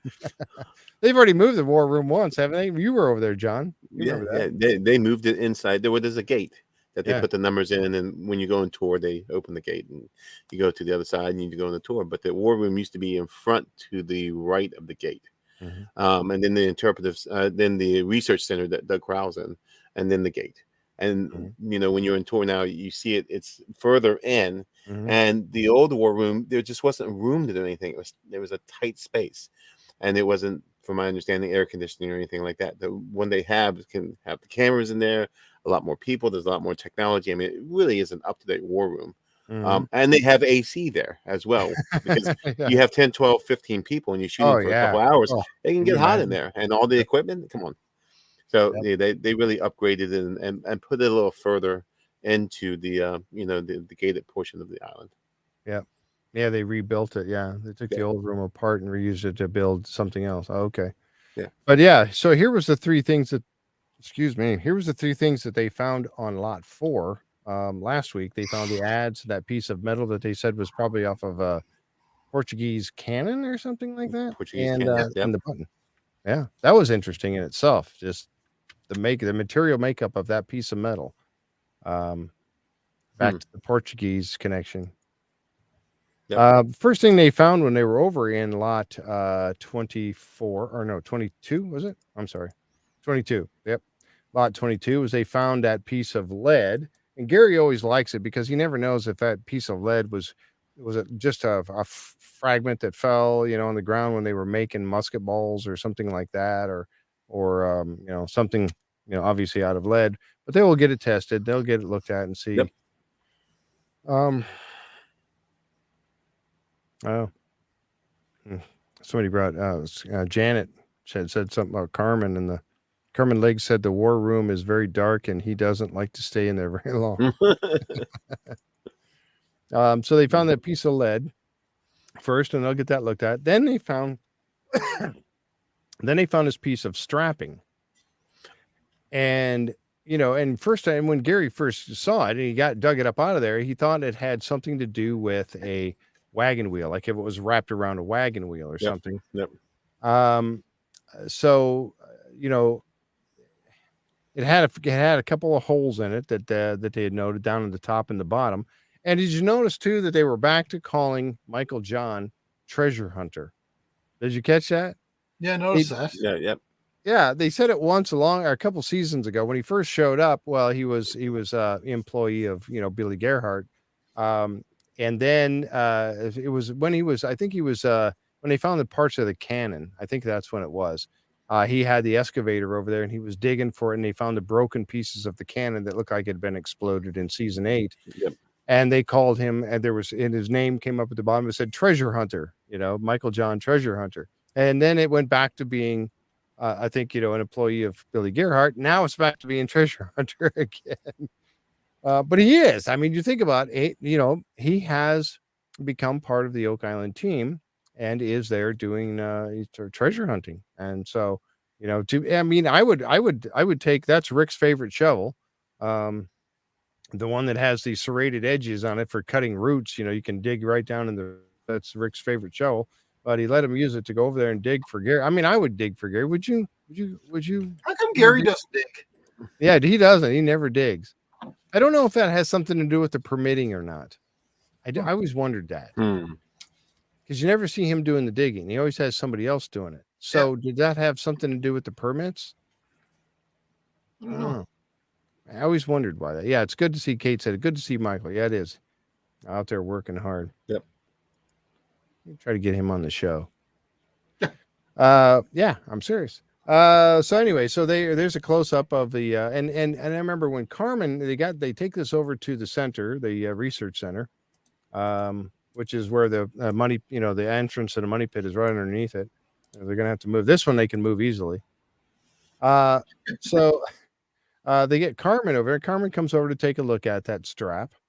And what's neat is he takes a look and he says that he said it's a piece of strap about 3/16 by 5/8, so 3/16 thick by 5/8 wide. Mm-hmm. And he said this is not off of a wheel; it's off of a heavy trunk or chest. So, bum bum bum. What does that tell you? So if it is off of and he said it would be off of something that was going to hold something heavy. It's not going to be just a piece of a strapping off of something that would have something light like clothing or a sea chest that had clothing or something. Because of its thickness, the 3/16 thickness, it's going to be something that's going to be something heavy that would be chest and put inside this particular chest. So I thought that was pretty interesting. Yeah, he is. Somebody said, that was Mandy. Mandy said, yeah, he is so full of knowledge. He truly is. We've had him on the show. He's coming back. He was actually supposed to be here on the 18th. And then he had something came up. And then he is coming back. I think we actually have the date. He's going to be on twice coming up. The 22nd of January, we'll have Carmen on. Carmen's internet connection is not the best. When we had him on before, he actually dropped out a couple times. Good old Carmen right there. Rural Nova Scotia internet. Yeah, you would know all about that. Well, of course, you live in Halifax, don't you? Yeah. So you got good internet over there where you're good internet here, but it's the further you get down the valley by where he is, it's bad. Yeah. So that takes us to the end of the episode. But he did say, Carmen looked at it and he did say, he then estimates that the date of the strap is 1600s to late 1700s. Pretty broad range there. And even thought that the piece was not ornate. The rest of the chest could have been. He says that the thickness of the strap indicates that the chest would have been used for some hardware, china, silverware, something heavier, and would need a more durable, more heavy-duty chest, not something like clothing. So he made that very clear that because of its thickness.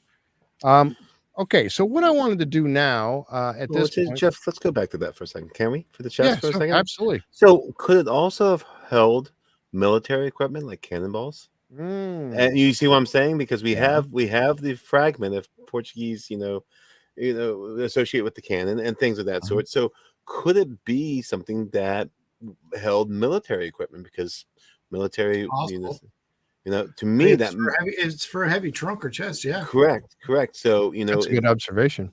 Clothes doesn't make sense. Plates wouldn't have lasted. So the fact that strap is as heavy as it is, it easily could have been something like a chest full of cannonballs, which typically was where they stored them. It was a cannonball chest. They did. They really did. So how they carried them around. Yeah, that's how they carried them heavy around. to carry though, but think about it. If you had 30 or 40, 50 cannonballs in a chest and you were carrying around for defense or whatever, that's a heavy chest. You would have to have a strap like that to carry pieces of military equipment. And that's where my mind goes, because there's so much evidence of the military being there. It's funny they only find like a little piece though and nothing else. Yeah, and he even went back and he kept looking around in that area because he said something about, looking for more, and they didn't find it. That is very curious. Why wouldn't there be more? Exactly. Yeah. Could it be? Wanda said, could it be? And well, then somebody said here, that was Janet. Janet said that every officer would have had a chest of some sort. That's true too. To keep his personal belongings in. I mean, that was something that, being a sailor. Like a footlocker. A footlocker. We all had a footlocker. Yeah, exactly. Everybody had but it wouldn't have that thick of a metal on it. No. So, but that's where you kept your personal belongings in your footlocker and you locked them up. Yep. So you're right. Yeah, everybody would, pretty much anybody would have had one, and maybe not in those days, maybe not all the deckhands, but certainly the officers. Yeah, like Janet said, for sure. But for me, that leather strap, it makes sense to be part of something military related to me, because so much has come up that's been military related from the island. Now, this is Barbara said, my understanding, a very few actually lived on the island, and it was mostly for farming and grazing. One would think that be more military than household. True. But it did change over the years, because all the lots had, like James Anderson owned one that Paul ended up buying it from him. A lot of people owned all those lots, obviously, that was divided up. And so it wasn't always farming, over the years. Samuel Ball certainly did, of his 7 lots, he farmed almost all of them. Yep. Could even have been used for military exercises. Could have been. Yeah. Never know. Yeah. I mean, China just seems like, we have all carried China before. It's not that heavy. It's fragile, but not heavy. If that just looks like a strap that was used for something much more substantial, and therefore, a piece of heavy equipment of some type, something. Does that scrap look like part of it would have rotten under the earth? Yeah. Yep. Well, and Carmen mentioned too that this part of it, there's one picture, you can probably see it. It was welded. It was done at blacksmith welding, not done with the arc welder or but the blacksmith form of welding. I think it was right in here. He said it had been welded where the two pieces come together, and they use their form of blacksmithing to weld it together to make one continuous piece. He said that was done on it also. I remember him saying that during his inspection. So yeah, very good observation. Yeah, definitely could have been for some sort of, and somebody mentioned that too, ammo. Yep. An ammo box, which would be very heavy. Yep. Makes sense. Yep, absolutely. So when you get Carmen, are you going to have him subtitled? No. Well, actually, the subtitles for the on YouTube, it is turned on. So I don't know why they do that. Yeah, they subtitle. I know. I can understand what he says. Oh, I understand it perfectly. I just don't understand why they do it. They do. They always they stopped doing it for a little while and they started up again. But yeah, it's funny because and they sure do. Somebody's hitting the sack. Okay. Good night. That was Dean Barker. Dean Barker. I wanted to get back to a couple of these pictures about the where was I here? Let me get back to the money pit area. Okay.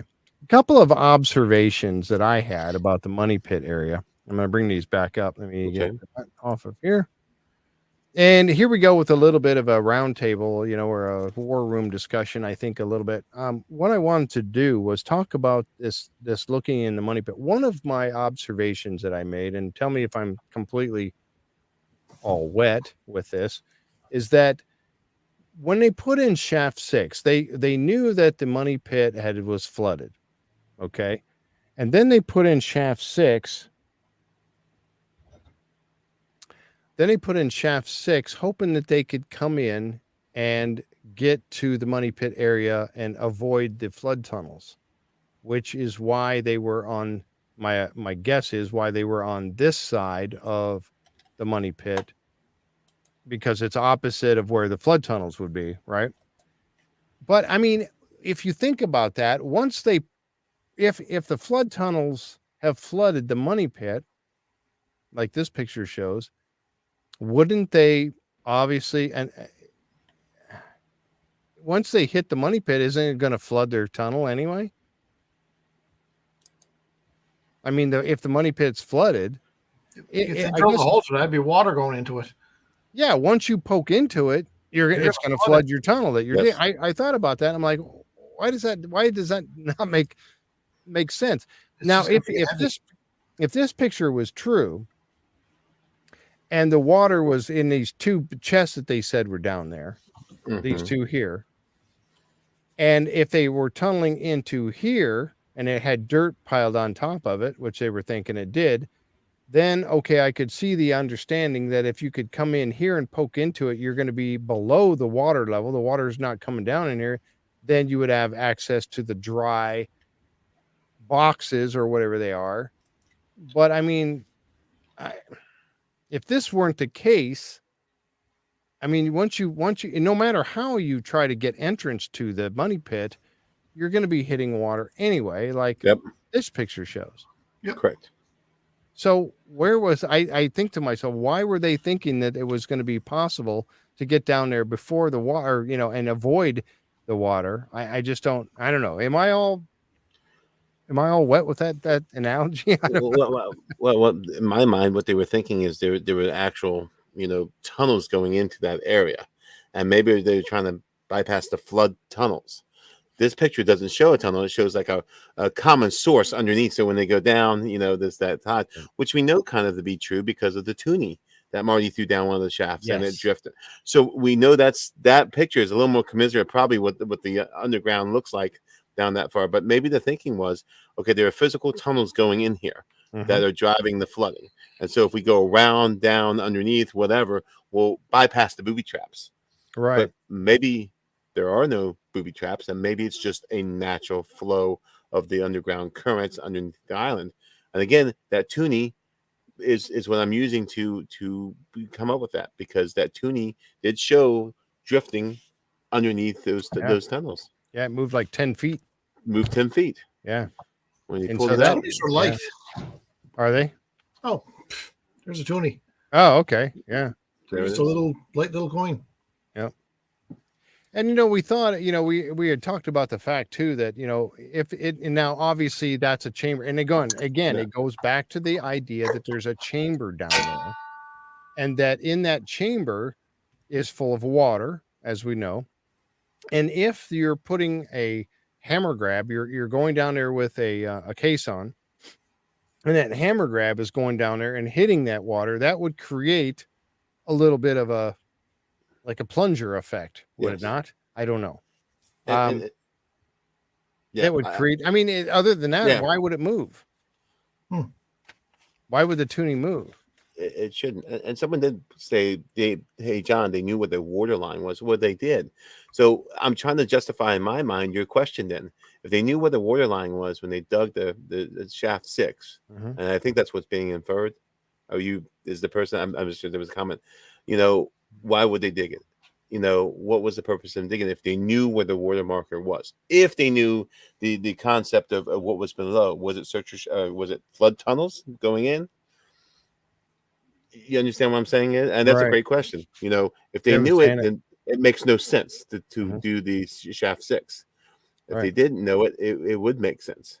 They had to have known something. By why go through all that effort if they didn't think that they were going to be able to bypass it? But Yeah, anyway. and the thought in my mind was, you know, there were actual flood tunnels like what's been found in Smith Cove. You know, Mhm. the specific, what was it, the French Drains, Jeff, going into the Yeah, I'm gonna bring that fingers, yeah, picture up. and you know, and that makes sense. But you know, if they knew where the line was, the Mhm. flood line was, there would be no reason to make a shaft 6. It doesn't make logical sense.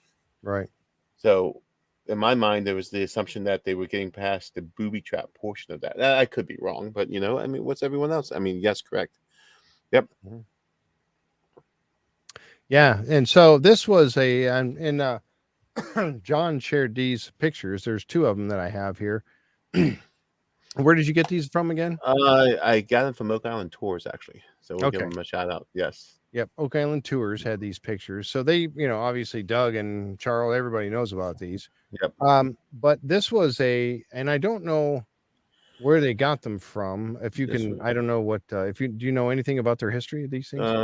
There were drawings from the Truro company, 1864, somewhere in there.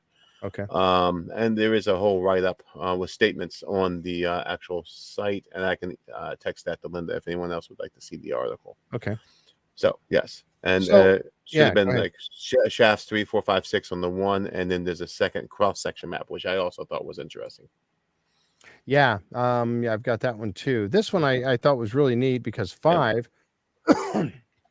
5 was put in and trying to, I think they were trying to, go down and hit the actual flood drain, the flood tunnel, and block it off or do whatever they had to do there. Yeah, a little tickle all of a sudden. Um, yeah, this really is. Marilyn said it's really a cool map, and it is. Oh, and Deidre said the solution channel caused the tuning to move, in my opinion. We just don't know for sure what caused it, right? What makes that solution channel move? Is there, if there has to be some sort of a flow? C. Fulton said the tidal action flowing through the flood tunnels would move smaller debris such as the tuning. If it's still all the way connected, and they must be, if they can't pump them out, if they can't pump out all the water, then um, it must be still coming in from the flood tunnels, the water. This was a really interesting map, and I saw all these, number one, this one here, right off the line of the flood tunnel being the money pit. And Yep. then these other shafts were the ones that were put in. I'm going to go back and show this first picture. This one here. I thought this one was really cool. That's a really neat picture. Yeah.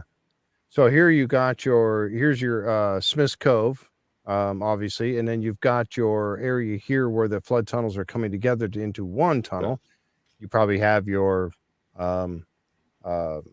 coconut fiber and some sort of the French drain made over here from that, and then your flood tunnel coming down. Here's shaft 5 going down and trying to hit the actual flood tunnels.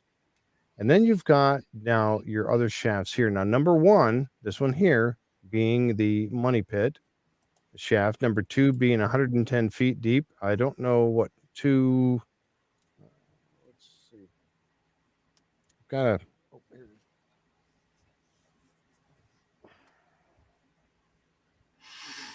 This is a picture that was from, this is actually Deidre's map. I got Deidre's map right here that she has done. And it shows shaft 2 way over here, right there. And that's quite a ways from the money pit, but they've shown where they were trying to come down and connect over this way to the money pit. Same thing for shaft 3, 109 feet down. And then, of course, shaft 6, where they try to come in and then come up underneath. And this is where I come back to that. If they were thinking that the water was being held up in the upper portions of the money pit and blocked off by dirt and the boxes or whatever, then I could see the idea of coming up underneath it the way they did. Obviously, it was not successful because it flooded and a couple people almost died. But let's see here. So, interesting that they did these, but these are pretty cool. Reservoir to the shore, that's 7, and supposed tunnel 8. So that's the DJ White made a very funny comment. My map feels so out of date now. Can we flash that? You see it, Jeff? We gotta put that up. yeah. It's so funny. Well, and it's kind of funny because they were talking about doing G2 Yeah. and G2 and all those. I mean, look at all the holes that they've put in that general area over there Yep. by G2. I mean, there's a lot of holes that wells that they've dug over there or drilled over there. It's amazing. Yep. And as Colin Jameson has said, there's like 400. They've drilled like 400 holes. Now well more than that. They're probably encroaching on 500 now. But anyway, so very interesting pictures here that they are showing of these shafts. And again, that was my thinking on shaft 6. Would that be the fact that, they would have, it really wouldn't have, in my opinion, how did they think that it wouldn't have flooded? Exactly. I don't know. That doesn't make any sense unless they thought specific tunnels are going into that area and going underneath was going to bypass them. All right. Yeah, I think it wasn't very well thought out, in my opinion. Obviously, it didn't work. No, absolutely not. Boom, boom, boom, and there goes the treasure down. Right. So the nice thing about finding shaft 6 is that we know it's 18 feet from the money pit, and we know, and I think they're pretty solid on their belief that it is in orientation here from the money pit, which if we go back to Steve Guptill's picture that he has on that screen that he put up, that you can see that they've shown it at an angle. So I think and that puts C1 right around this area, I think. Yep. Kind of neat. 10, there was the cellar to Smith's house. I didn't even know that was around. Interesting. And then 11 was a barn. Yeah, the barn's still there. I don't know if that barn is that part of one of those buildings over there where Dan Blankenship was working over by 10X. That would have to be up. I don't know if that's up where 10X is or not, but it's interesting stuff here, though. I thought that was pretty cool. I just don't know the dates of all these. Obviously, all but the money pit were all searcher shafts that were put in. But again, pretty interesting. All these different. I thought this was really cool, and I really appreciate your bringing these to show us here. Yeah. But you see where shaft 6 is, and then of course the money pit here. And if I go back to Steven's picture here, and let me go to the further one. You can see where there's C1 up here, and you see how it's set off at an angle. So it is. Yes. You figure that's where it's sitting. Wow. So close. Yeah, very close. And here's the bottom of the Dunfield dig. That circle there. Okay.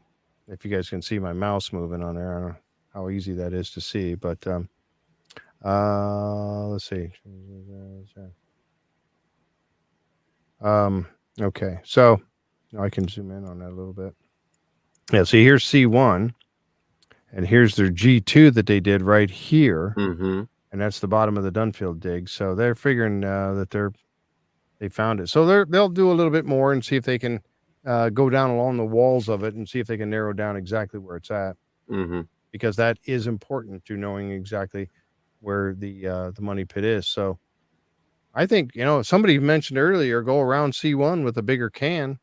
Not a bad idea, is it? Well, I think that's what they're going to do. Yeah. Now, does that match what Colin Jameson took? Was that in the area of the C1? I know he took those pictures this summer, Jeff. Yeah, I think it's close. It's real close. Yeah, I think it is.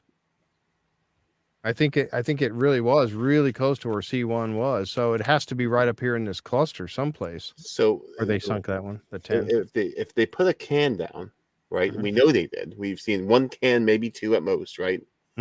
So follow the logic through. They're using the shaft 6 to find the money pit. If they put a can down, in my mind, they think at somewhere during the season, they think they have found the money pit. And they put a can down right where they think the money pit is.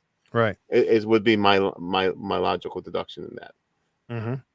because that's what they're looking for, and being the 18 feet away, I think they triangulated and figured it out and put a can right down there, and that's going to be the very end of the season. Yeah, if they remember again, that's assuming that they only put in one, but and we just don't know how many they did get in. One or two, but we one know or two. that But there was one's all it takes. Yep, and That's we what know Marty said.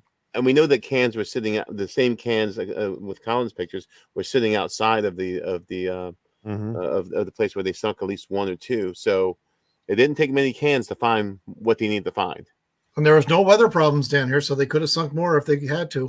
Yeah, that's what was interesting about Colin's pictures that he'd taken. That it seemed like, they didn't really.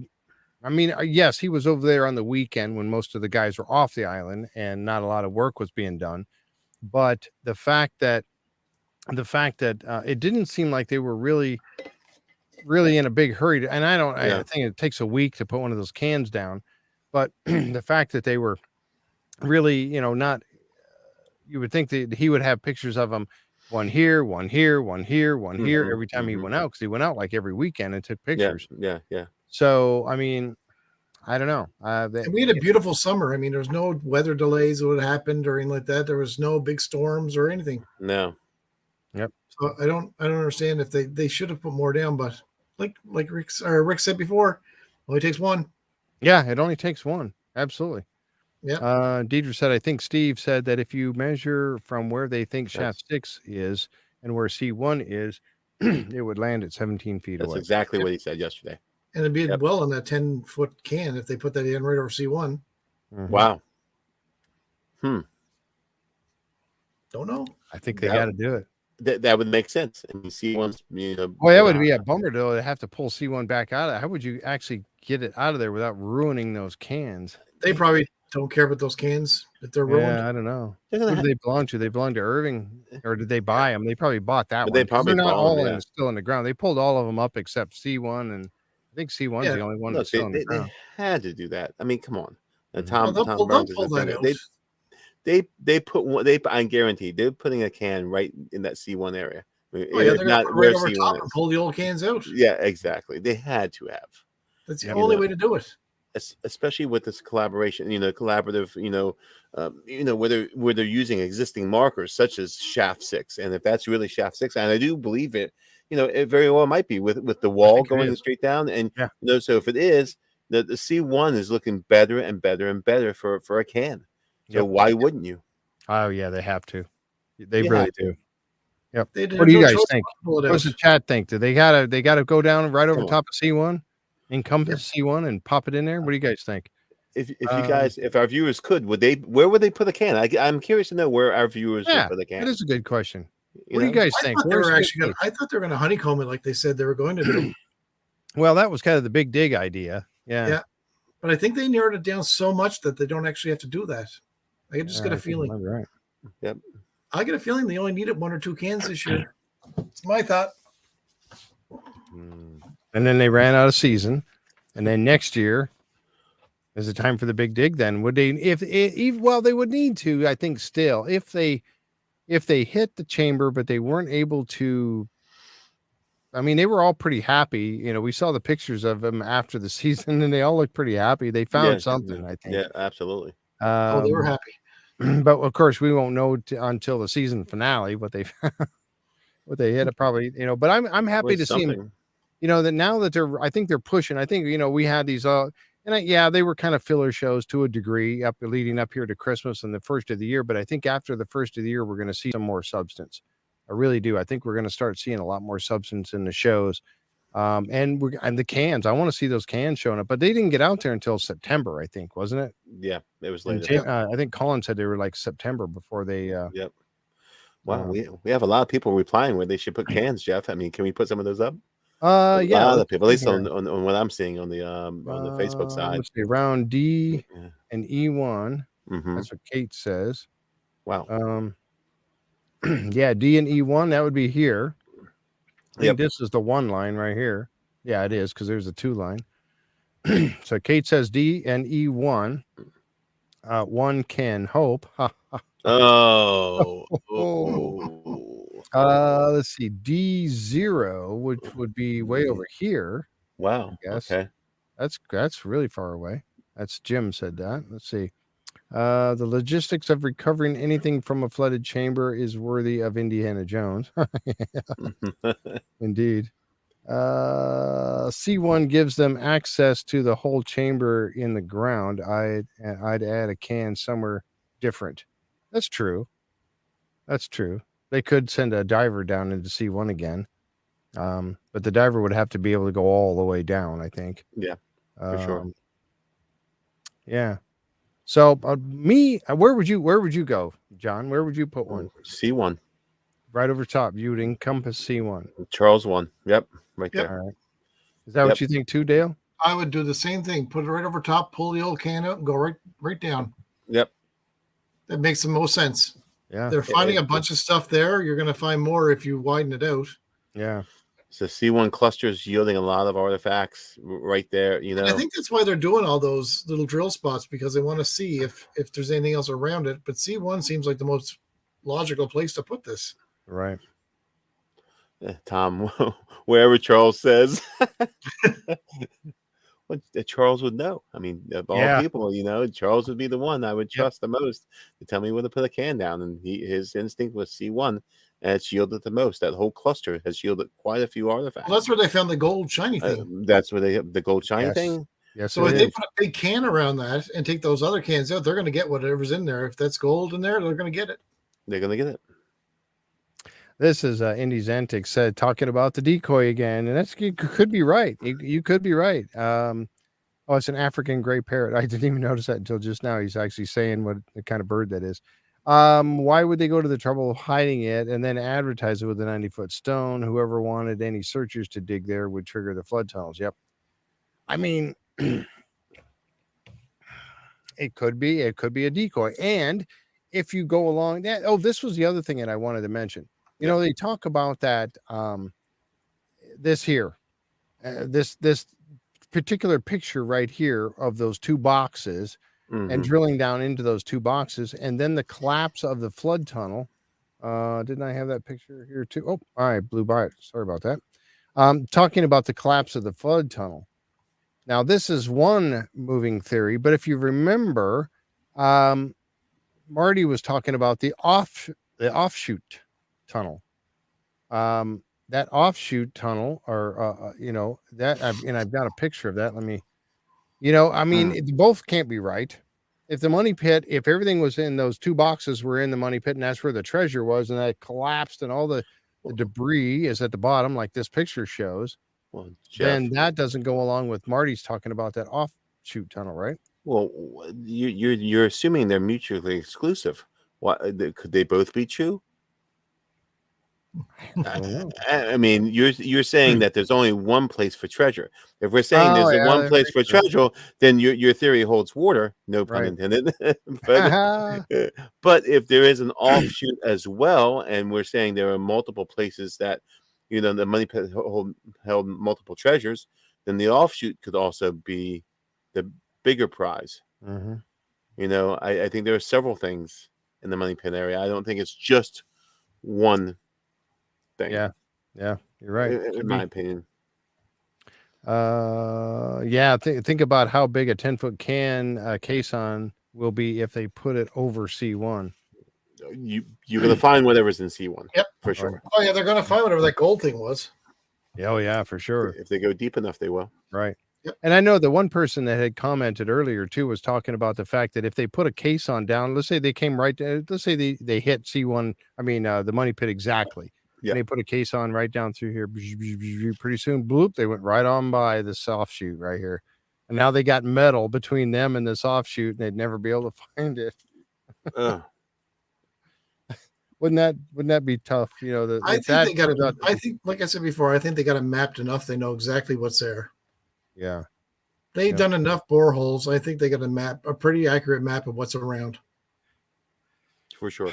Yeah, they have done a ton of boreholes, that's for sure. Yeah, I think that's why so many were done, because they want to know exactly where to put this can and to avoid that situation of covering up a potential tunnel. Yep.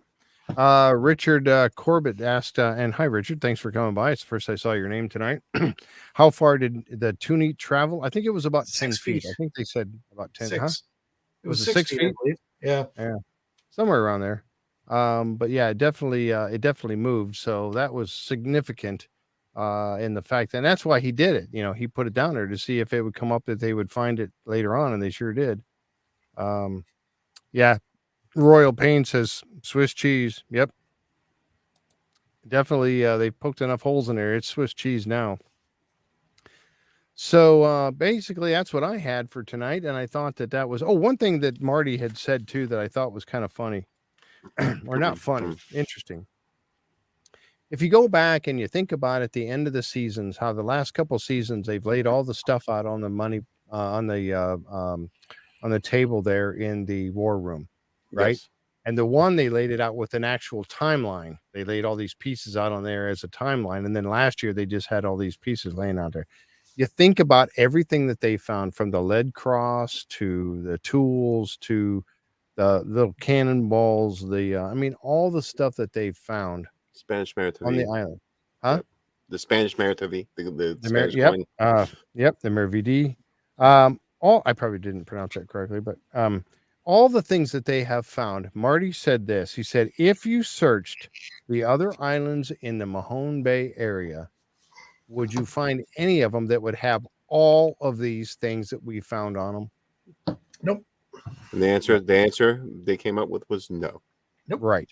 So that right there tells you why was this particular island so important to have all of these artifacts on it.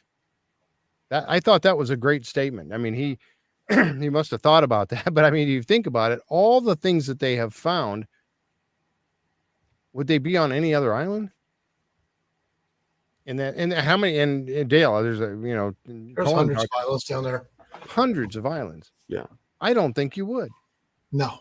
I don't think you would find them. Now, this is one of the closest ones to the shoreline. It's the most developed one over time, and it's had the most development on it. Be it fields or farms, whatever, it's been the most developed. But it's far away from the shoreline too. Yep. It's close, but I mean, it's a boat ride across if you were doing it by boat. Jeff, there are approximately 350 islands in the Mahone Bay area. I just looked it up. Yeah. So I mean, and that's just in the Mahone Bay. That's not even further north, right. And all the things that have been found on this island. Why is it so special? And that means a lot right there. It truly is so special. I mean, to have all these things there, and the miraculous finds. So yes, they haven't found the treasure. They haven't pulled up the Ark of the Covenant yet, or the Holy Grail, or any of that kind of stuff. But they have found. Or the menorah, thank you.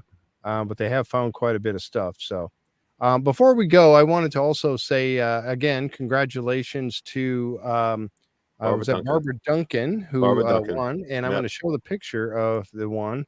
This is nice. This is it here. And those are fragments of pieces of wood from H9. It was borehole H9. Looks like there's some sand in there too, or some dirt. Yeah. There's little pieces of the dirt that was actually in that same borehole, because he had the little. And I'm going to pull up the picture. Whoops, wrong way. Let's go this way. You get one of these, which is the certificate of authenticity, and like mine says number 16, and he signed it on there. David did. And you get that. You get the office, the certificate of authenticity, and then on the back it shows the giveaway. Where he got the auctioned that. He got that sample from H9, and then you also get one of these maps, and it's one of these maps that you get, and it shows you exactly where. Let's see if I can scroll in, and there's H9 right there. And that would have actually been part of right near the head and shaft, and also the original head and shaft, and then the current one. So you're going to probably, part of what that wood is probably part of the head and shaft. Maybe. I don't know. That's cool. It is very cool. It says H9 was drilled in August 10th of 2017 and was the 43rd borehole of the Brewster air rotary program. H9 was collared with the head and shaft and was chosen by Craig Tester and Charles Barkhouse and targeted the wood sections beneath the head and shaft drilled at the shaft bottom in the late 1930s by the head and shaft crews. So there you go. Cool stuff, huh? Awesome. But and Barbara Duncan won that. So yeah. Oh, what you I was just seeing what you said here. Where'd it go? Oh, here it is. Ooh, she hopes it comes with attachments. Are you a paranormal investigator, Barbara? Whoa, this is a Beyond Our World possible interview.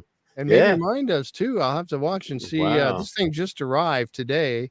I just took it out of the bag or out of the package tonight. So wow.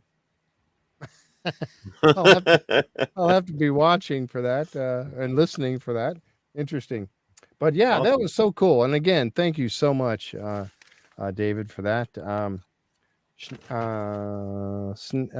Sneddigger. Yep. David. Thank you so much, David, for that. Awesome. That was really cool of you to send that to me. And again, Merry Christmas to me. That was really awesome. So thank you. Any parting thoughts before we call it a night, guys? We're right at 1 hour and 52 minutes. I want to wish everyone a happy holiday, Jeff, and a Merry Christmas for those of you that celebrate Christmas. And I want to thank everyone for just a fantastic year this year. It's been a lot. I guess there's no show next week. Nope. I think there's actually a drilling down next week. I believe, and it's Maddie Blake is talking to some folks. What was that again, Linda? I know she's got it up on the Facebook page. But it's going to be it's another Maddie Blake special, I think. Yep. So we'll have to play our Maddie Blake cameo that he did that the guys got for me. So but yeah, so that's going to be on next week. And then we might I don't know, we were debating whether or not to come on Wednesday night and do a little show. We'll probably come on and do something. We might even get Linda on. Yes. With Jeff with the hat. With the hat. Yes. She's coming on next week with the hat, even if it's short. Let me just ask. We got about 75 people watching right now. Of you guys, how many of you would like to see Linda on the show next week wearing the purple? What color did we call it? Purple signed Oak Island hat. The purple signed Oak Island hat that's signed by just about everybody on the island. I mean, Craig Tester, the Laginas, and Jack Begley signed it on the bottom of the bill, and everybody, even the ladies, Aaron Helton. I mean, there was a lot of people that signed that hat. How many of you guys would like to see Linda come on with the hat? Yes. If you want to see Linda, please put it in chat right now. Yes, right now. I want Linda to see it right now. She's going to come on. If she sees enough fan base support, she's going to come on. I know Linda too well. So. Yeah, look at this. Look at all the Lindas. Look at this. Yes. Look at this, Jeff. Yep. The groundswell of support for Linda in the hat. I've seen Linda in the hat, and it looks great on her. Yes, yep. Linda with the hat. Oh, look at that. Somebody said, Darlene said Linda should be on all the time. I have tried. Oh, that would be fantastic. We've been doing this show for a little over a year now. And Linda and I, we started this group, middle of November last year. And I've been trying since the day that her and I started this to get her on the show. Jeff, the chat, at least on the Facebook side, is going, wow, you put some of these, look at the Lindas. Put those up, man. Look at Deidre said, Linda. I mean, come on. I mean, it's like a total chat. Linda, look at that. Linda, Linda with the hat. Oh, look at that. Thanks, Chuck. Pay her better. I know, right? Yeah. So, I mean, a lot of people. Look at that, Jeff. This has been this question. Everyone's answering. Linda with the hat. Look at this. Linda said she's planning on it. Huh? Linda said she's planning on it. All right. Okay. Oh, there it is. There it is. Yes. There it is, right there. There it is, right there. I love it. On it. I'll have the hat. There you go. Awesome. So Linda will be on the show next week. Awesome. That's Wednesday night. We'll do a, and it may not be a long one, but we'll do a show next Wednesday at 7:30. We're going to come on. We'll talk a little bit about the drilling down. It's on Tuesday night. with Maddie Blake and all of that. And any, we'll just open it up maybe and see what you guys want to talk about. So, all right, cool. Okay. Sounds good. I like it. Yes. Thanks for all of our chat support on that. We appreciate you guys. Awesome. Very much. And again, Merry Christmas or Happy Holidays to you all out there. I hope that your holiday is wonderful. And we will talk about going into 2022. We'll do that on next week's show. But you guys, thank you so much. Again, this has been the greatest Christmas present for me to be being able to do this show and to have all of you guys join us, and having Dale and John Edwards and Jack Campbell and Colin Jameson and all the wonderful guests that we've had on, the theorist and the guys from the show, and more to come. We will have definitely more to come. As you know, like I said, we've had Jeff Irving on a couple of times. We've got Carmen Legge coming on next year. We also have Lynn Picnic and Picnic and Clive Prince coming on. That's going to be on the 8th of January, and that's going to be an early show on a Saturday. That's 2:00. So that's going to be fun. Those two. And that's what going to be with our friend and your co-host at that, Gretchen Cornwall. Gretchen Cornwall. So yeah, exactly right. Gretchen will be my co-host for that show. She actually knows them. Yes. And that's how, we got them to come on, but they've got a litany of stuff that they can talk about. I mean, this show could go 4 hours. Oh, easily. And they were consultants for the Da Vinci Code, were they not? Yes. For the show, the movie, the Da Vinci Code. They were actually on this in the movie. Yeah, they had a bit. They had a they had a bit part on or cameo. Yeah, cameo. Wow, that's amazing. So that's going to be a great show. I cannot wait for that one. So, but keep on digging. Yes, you indeed. That's Denise. All right. So more names that are popping up. Wow. That I haven't seen tonight. Anyway, thank you guys for being with us tonight. We appreciate you so very much. And again, we'll be right back here next week. No show on Saturday because it's Christmas, and we're going to enjoy Christmas, right? So we'll be back next week. Thank you guys very much. Thank you, John. Thank you, Dale. Good night, everybody. Good night. Merry Christmas, everyone. Merry Christmas.